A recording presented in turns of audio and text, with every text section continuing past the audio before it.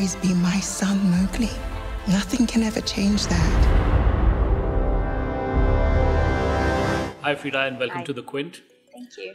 You were here a few months ago for Love Sonia. I was. And now it's great to have you back promoting Mowgli. What is it like for you when you return to Bombay? Is it like coming back to home, or has the notion of home changed from Bombay to LA, or are both similar? The notion of home has changed entirely. You know, I used to connect it to a place. And as important as a place might be, you know, in terms of identity, in terms of, you know, feeling settled, I feel for me it's where people are. So obviously this is home for me because I have my family over here, my parents, my sister, my best friends, you know, who I grew up with.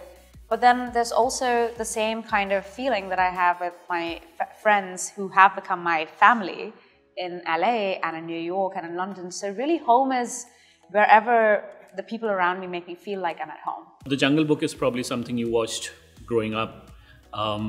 There are some stories like the Jungle Book which, you know, are done retelling, Yeah, but there's always absolutely. an audience for it. What do you think is it about Rudyard Kipling's book that makes it such a good source for retelling? Your first question was about home.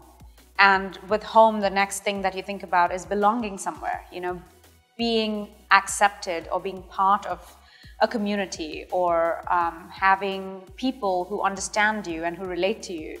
And I think that's really Mowgli's journey as well, you know, from being adopted as a man cub in the community of the wolves, and really not him feeling like he truly belongs, but the wolf pack knowing that he doesn't fully belong here.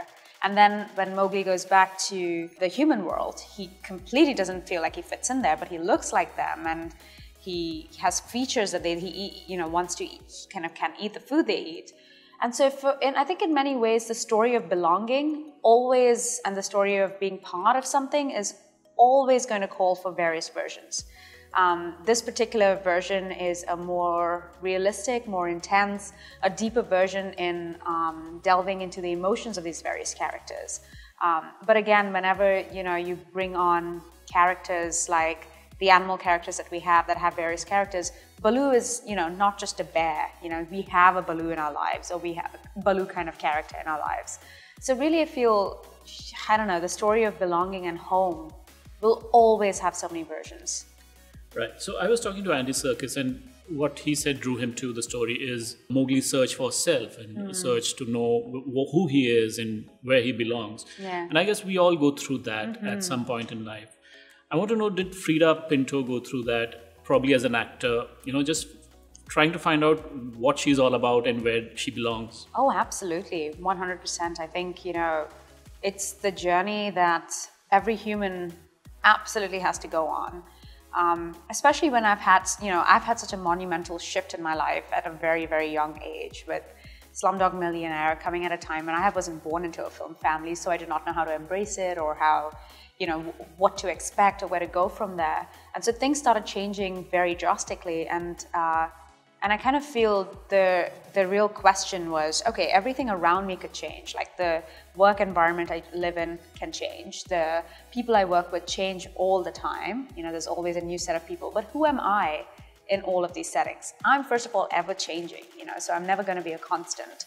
But what is at the core of me that I take with me from one phase to another phase to another phase? And I feel that journey of self-discovery is something I very much relate to.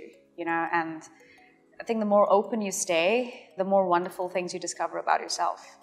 And it's also probably never ending, right? I mean, never ending. And it should never end, you know, I mean, till your last breath and your dying day, because I feel even like someone at 90 is still discovering something new. Now, one question which pops up every time you're seen in India is, when do we get to see Freida Pinto in a homegrown Bollywood film?